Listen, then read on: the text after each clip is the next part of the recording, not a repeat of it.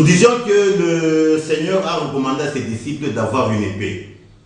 Et quand on est venu arrêter Jésus, Pierre, il a usé de l'épée. Mais à la grande surprise, pour Pierre, il aidait Jésus. Mais celui qu'on aidait, il s'est retourné contre Pierre. Avant d'abord de parler à Pierre, il a pris d'abord l'oreille, il a remis à la personne. Et il s'est adressé à Pierre, remets ton épée, celui qui tue par l'épée périra par l'épée. Mais pourquoi le Seigneur leur a demandé d'avoir une épée? Et la deuxième question, quelle est la cible de l'épée que le Seigneur leur a demandé d'avoir? Quand nous allons dans les armes spirituelles, on nous parle d'une série d'armes. Et ces armes sont divisées en deux. Il y a les armes défensives, je crois que c'est dans Ephésiens 6. Dans les armes défensives, nous avons la ceinture, nous avons les chaussures, nous avons le bouclier, nous avons le casque, nous avons la cuirasse. Par contre, l'arme offensive, il n'y en a qu'une seule. Et cette arme offensive, c'est l'épée de la parole ou l'épée de l'esprit. Qu'en est-il de la cible de cette épée, en d'autres termes, l'arme offensive? La cible de cette épée, bien aimée, c'est le moi de tout un chacun. C'est le moi qui scelle l'inimitié d'avec Dieu. Et Dieu veut que notre moi tombe. Et quand le moi tombe, automatiquement nous devenons amis de Dieu. Et le rôle de la croix, c'est crucifier le moi. C'est ce que le Seigneur dit, si quelqu'un veut venir vers moi, s'il ne renonce pas à lui-même, s'il ne se charge pas de sa croix, il ne peut en aucune manière être mon disciple. Donc, l'ennemi sur lequel on doit travailler de beaucoup, comme le Seigneur l'a dit, ne cherche pas à enlever la paille qui est dans l'œil de ton prochain, enlève plutôt la poutre qui est dans ton œil. Mais malheureusement, nous nous occupons beaucoup plus de la paille qui est chez autrui, mais la poutre qui est chez soi, on la laisse tranquille. Et bien aimé, quand on se lance dans une telle guerre, on perd le temps pour rien. La volonté de Dieu est que nous puissions nous occuper de la poutre, c'est-à-dire du moi de tout un chacun. C'est le moi qui est le problème. Et le moi, c'est quoi? C'est l'ensemble de deux choses. Nos pensées humaines et nos sentiments humains qui constituent la volonté de l'homme. Donc la volonté de l'homme, elle doit tomber. C'est la volonté de l'homme qui constitue le péché. Pourquoi on dit que les enfants sont comme des anges? Un enfant il est comme un ange parce qu'en lui, il n'y a pas de volonté personnelle. Donc c'est ce qu'on pouvait un peu dire sur les ennemis. C'est-à-dire quand le moi tombe, le diable n'a plus le droit de citer en nous, ni le monde n'a plus le droit de citer en nous. Vous avez cité les trois ennemis, à savoir le diable, le monde, ainsi que le moi, comme vous l'avez dit. Mais en Jean chapitre 2, verset 13, et d'ailleurs vous nous avez donné ce verset, jeunes gens, je vous ai écrit parce que vous avez vaincu, pas le moi, vaincu le monde, le malin. Le malin, nous savons que c'est le diable. Oui, je reprends à la préoccupation. Quand nous rentrons, pour bien expliquer un peu ça, nous rentrons dans Genèse. Quand nos premiers parents ont péché, Adam et Ève, Dieu a fait certaines déclarations. Il a dit ceci au diable, qui devrait se nourrir de la poussière. Donc, Dieu a donné autorité au diable sur la poussière. Je pense que je comprends. Et nous les humains, dans notre première naissance, nous la tirons de la poussière. Tant qu'on restera attaché à la poussière, le diable aura le pouvoir sur nous. Pour que le diable n'ait pas le pouvoir sur nous, nous devons nous séparer de la poussière. Et la poussière, c'est ça notre première nature, c'est ça la volonté humaine. Je ne sais pas si vous comprenez. C'est-à-dire, le droit de citer du diable, c'est le moi. Et la manière de résister au diable, c'est en crucifiant le moi. Donc c'est le moi qui est le pont. Vous comprenez un peu? Il n'y a personne qui peut tuer le diable. Dieu seul l'éliminera en son temps selon ses desseins. Comme même Jésus quand il était ici, il a nommé le diable comme étant le prince de ce monde. Le grand problème qui est là, nous devons le lui résister. Comment est-ce qu'on peut le résister? C'est en détruisant ce qui lui donne droit de citer dans nos vies. Et le droit de citer du diable, c'est le moi. Et je le dis toujours, le moi de tout un chacun, c'est ça le petit frère du diable. Donc, c'est lui qui marche selon son moi. Il a le petit frère du diable en lui. Mais c'est lui qui renonce à son moi, le diable n'aura pas de pouvoir sur lui. Vous avez dit tantôt là que ceux qui sont en train de dire dans leurs églises écrasons le diable, écrasons Tumkanyang et Shetan, comme on le dit en Swahili, que c'est le ciment de leurs églises qui sont en train d'écraser ou de tapoter dessus. Mais cette promesse de dire qu'il va te mordre le talon et tu écraseras la tête, comment vous expliquez ça? Oui, c'est-à-dire, je veux un peu... La victoire, nous ne pouvons jamais l'avoir en nous-mêmes. La victoire, c'est Christ qui l'a eue. Maintenant, pourquoi nous jouissons de cette victoire sur le diable? Nous devons chercher l'alliance avec Christ. Et l'alliance avec Christ est conditionnée par la crucifixion du moi. Il n'y a personne par lui-même qui peut écraser le diable. Seul le Seigneur, comme lui-même l'a dit, seul vous ne pouvez rien. Il n'y a que Christ qui a vaincu. Maintenant, pourquoi nous jouissons de sa victoire? Nous devons nous réfugier en lui. Maintenant, la condition sine qua non, pour se réfugier en lui, on ne peut pas entrer en Christ en gardant notre moi. C'est une impossibilité, comme l'Écriture dit. Deux personnes ne peuvent pas marcher ensemble sans s'être mis d'accord. Et même, je crois que Zacharie l'a dit, ce n'est ni par la force, ni par la puissance, mais c'est par mon esprit. Bien-aimés, par nous-mêmes, nous ne pouvons rien. Ce n'est que par l'Esprit de Dieu, par la présence de Dieu, que nous pouvons résister au diable. Sans nous, le diable nous avale. Nous prenons le cas de Simon-Pierre. Jésus a dit ceci à Simon. Simon, le diable t'a réclamé comme du froment il t'a réclamé pour te cribler comme le froment, mais j'ai intercédé pour toi. Donc, bien évidemment, le monde où nous nous trouvons, ce n'est que quand nous nous réfugions dans le Seigneur que nous pouvons dire que nous avons vaincu le diable. Donc, ce n'est qu'au nom de Jésus, et le nom de Jésus n'est pas un slogan, c'est un état d'être. C'est une attitude pour dire que notre moi ne compte pas. Tout ce que nous faisons, c'est au nom du Seigneur. Mais aujourd'hui, qu'est-ce que je fais? Nous prononçons le nom de Jésus. Mais quand nous agissons selon nos attitudes. Et dans ces conditions, le diable aura le pouvoir sur nous. Mais ceux qui chantent ou ceux qui prient, écrasons le diable, Tumkanyang et Shetan, ils ne le font pas en leur propre nom. C'est dans le nom de Jésus et ce sont des chrétiens, des gens qui sont affermis. Je dis ceci. Est-ce que cette expression-là, est-ce qu'on ne peut pas commencer à utiliser ça dans le temps? Vous voulez dire que on doit interdire aux fidèles ou encore aux pasteurs ou aux modérateurs quand ils prient non Tumkanyang et Shetan et que les gens sont en train de l'écraser. C'est quelque chose qui est dans la Bible. Il va écraser la tête. Donc il dit ceci, la lettre tue, l'esprit vivifie. Qu'est-ce que je veux dire par là? La chrétienté, ou être enfant de Dieu, ce n'est pas fréquenter une église, ce n'est pas être membre d'une communauté. Être chrétien, c'est avoir la nature de Christ en soi. C'est être chrétien. C'est-à-dire, et même quand nous disons que nous croyons en Jésus, vous savez, on a bradé ce terme. On a bradé ce terme. Des gens disent qu'ils croient en Jésus, et ils croient en même temps en eux-mêmes. C'est une impossibilité. Pour croire en Jésus, on doit cesser de croire en soi-même. C'est-à-dire, on reconnaît que nos propres capacités sont nulles. On cesse de s'appuyer sur soi-même. Alors, on s'appuie sur le Seigneur. Mais aujourd'hui, comme je l'ai dit, on prend ça comme un slogan. Même sur le plan humain, quand quelqu'un est subalterne, son chef l'envoie quelque part, aller dire ceci en mon nom. Qu'est-ce que cela veut dire? La personne, quand elle part, là où elle arrive, elle ne va rien dire le concernant.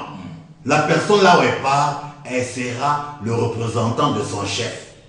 Et nous, quand nous disons chrétiens, tout ce que nous devons faire, nous devons être la lettre de Christ. C'est ce que Philippiens dit. Ayez en vous les sentiments qui étaient en Christ. Les sentiments qui sont en Christ sont opposés à nos propres sentiments. Supposons quand quelqu'un nous fait du mal, nos propres sentiments nous instruisent de nous venger. Et croire en Seigneur, c'est s'opposer à nos propres sentiments, mais obéir aux sentiments du Seigneur, à savoir le pardon. Donc le concept qui est là, c'est le concept de... donc croire en Jésus, ce n'est pas faire une Babylone entre ceux qui sont au-dedans de nous et ceux qui sont en Jésus. On ne mélange pas les choses. On abandonne ce qui était en nous. Et comme la Bible dit, les choses anciennes sont passées, voici toutes choses sont devenues nouvelles. Mais aujourd'hui, on mélange. On ne peut pas mélanger. Et quand on fait le mélange, c'est ce qui correspond à une expression dans la Bible, bon, que je peux appeler l'expression spirituelle. Quand on parle des Moabites, les Moabites c'est qui?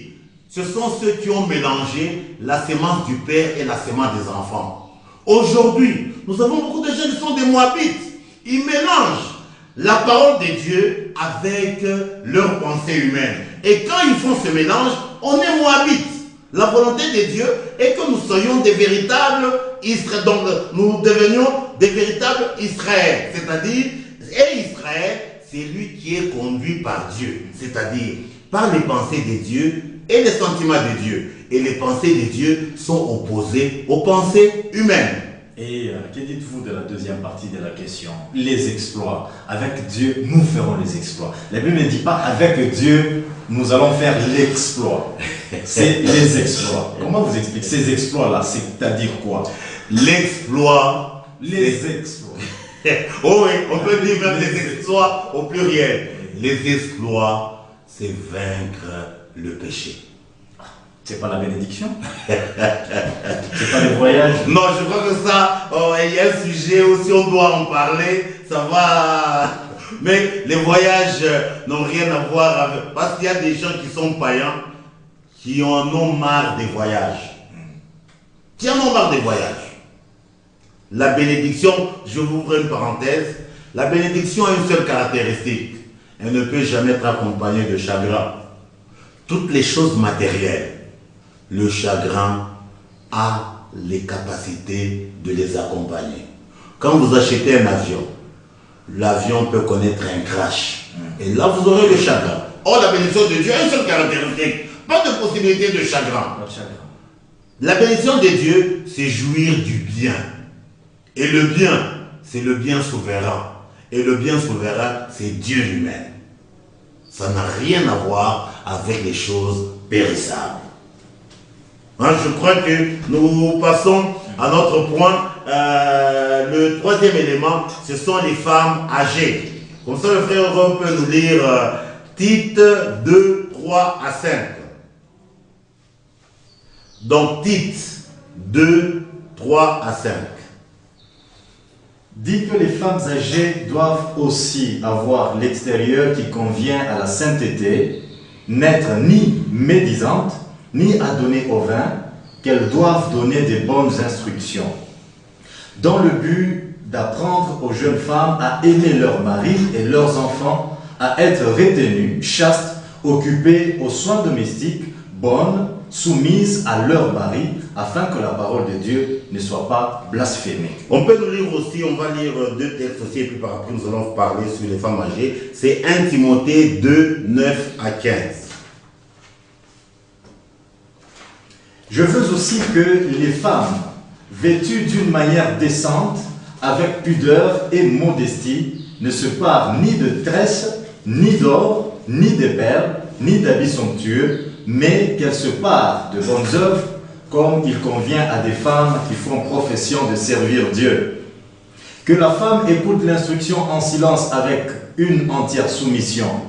Je ne permets pas à la femme d'enseigner, ni de prendre de l'autorité sur l'homme, mais elle doit demeurer dans le silence. Car Adam a été formé le premier, Ève ensuite.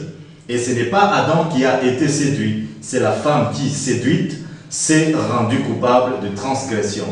Elle sera néanmoins sauvée en devenant mère si elle persévère avec modestie dans la foi, dans la charité et dans la sainteté. On peut lire aussi un autre texte, et puis après on va... C'est 1 Pierre 3, 1 à 6. 1 Pierre 3, 1 à 6.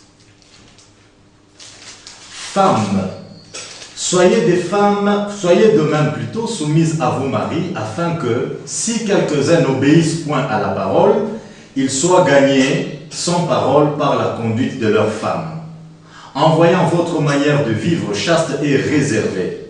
Ayez non cette parure extérieure qui consiste dans les cheveux tressés, les ornements d'or ou les habits qu'on rêvait, mais la parure intérieure est cachée dans le cœur, la pureté incorruptible d'un esprit doux et paisible, qui est d'un grand prix devant Dieu.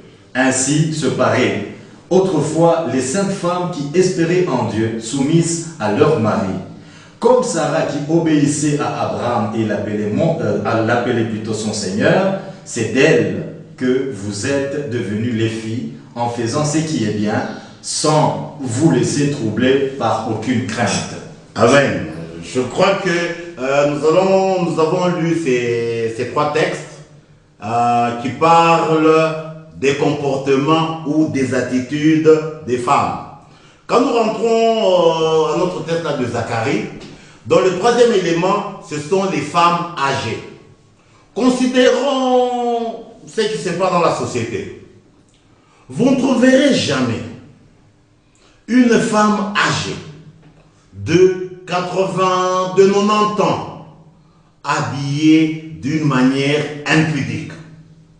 Ça n'existe pas.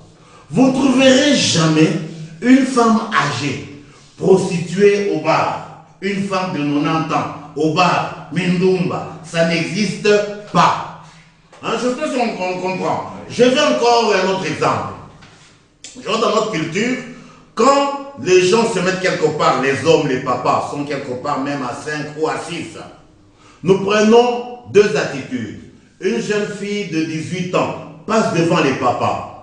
Elle va passer en se trimballant, en faisant même des attitudes pour attirer l'attention des hommes. Mais une maman âgée, quand elle doit passer, elle demande, elle s'excuse devant les papas pour elle dit même pardon pour qu'elle passe. C'est-à-dire, dans notre culture même, la femme, elle se contient. Hein? Elle se recroqueville. Oui, pour passer inaperçue. C'est-à-dire, c'est une attitude. Donc, la femme âgée, comme nous venons de le dire, révèle toute une série d'attitudes que chaque enfant de Dieu doit avoir. Quelle est la première attitude? La sainteté. Comme je l'ai dit, il n'y aura jamais une femme de 90 ans au bar en train de se prostituer. Jamais. Parce qu'il n'y a plus de désir. Vous comprenez un peu? Donc le premier élément, quand Jésus est dans nos vies, quand la présence de Dieu est au-dedans de nous, le premier élément, ce n'est pas la présence tous les jours à l'église, je ne dis pas que c'est mauvais. Le premier élément, c'est la sainteté. Là, il y a à boire et à manger. Quand nous lisons les Écritures, le texte, je crois qu'il est important, il faut qu'on le lise. Romains 6. Romains 6, 22. Hein, vous pouvez nous lire Romains 6, je crois que c'est Romains 6, 22. Romains 6, 22, vous pouvez nous lire. Mais maintenant, étant affranchis du péché et devenus esclaves de Dieu, vous avez pour fruit la sainteté et pour fin la vie éternelle. L'apôtre Paul le dit très bien. Il dit, et maintenant, étant affranchis du péché. Le Seigneur, quand il nous affranchit, il ne vient pas nous affranchir des souliers ou de porter des chemises. Non, il vient nous affranchir de la servitude du péché. Par la naissance de la chair, tous on a été vendus au péché. Comme Ésaïe le dit, vous avez été vendus gratuitement au péché. Et quand le Seigneur nous rachète, c'est pour nous délivrer, nous affranchir du péché, qu'on peut le dire, mais maintenant, étant affranchis du péché, est devenu esclaves de Dieu. Quand nous devenons enfants de Dieu, nous devenons esclaves de Dieu. Un esclave, c'est qui? C'est celui qui n'a pas de volonté personnelle. Oh, c'est la volonté personnelle qui est le péché. Mais si vous n'avez plus de volonté personnelle, nous sommes dans le kawak. Donc, quand on devient enfant de Dieu, c'est pour devenir esclave de Dieu. C'est pour ça que nous appelons Dieu notre Seigneur. C'est pour ça que même Jésus dit, pourquoi m'appelez-vous Seigneur, alors que vous n'obéissez pas. Il dit, étant affranchi du péché,